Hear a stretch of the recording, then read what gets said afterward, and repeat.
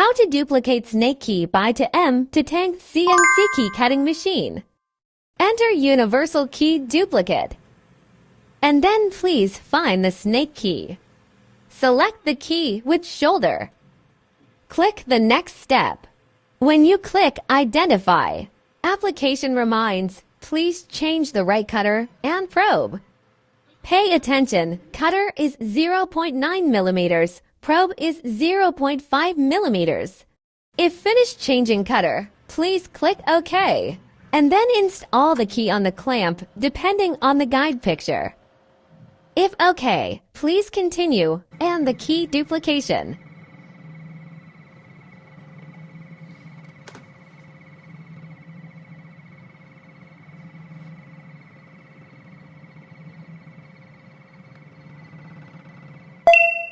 We get all tracks. The next is to install the key blank. If it is ready. At last, start to cut the key.